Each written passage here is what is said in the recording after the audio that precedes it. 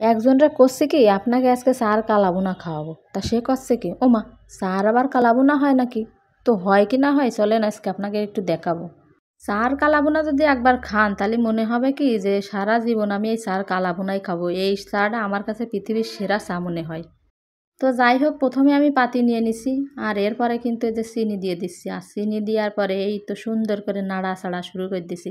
ঝাঁকা নাকা করে উড়াধুরা করে জম্মের নাড়ানাড়ি ক্যারামেল বানায় নিতে হবে। হ্যাঁ, আর সাবধান থাকতে হবে কিন্তু নাড়াচাড়া করতে যাইয়ে কিন্তু আবার সব চিনি পাতি যেন ছুটে ছুটে না পড়ে। হ্যাঁ, আর এই ক্যারামেলটা যেন না পুড়ে যায় সেদিকেও কিন্তু খেয়াল রাখতে হবে।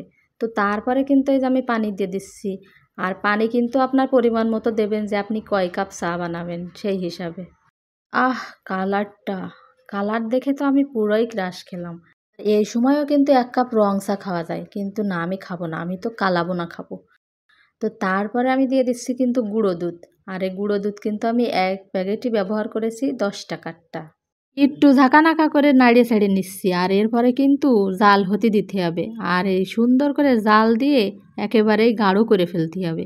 আর এই তো দেখেন যে কি ফাইন গাঢ় হয়ে গেছে, তাই না?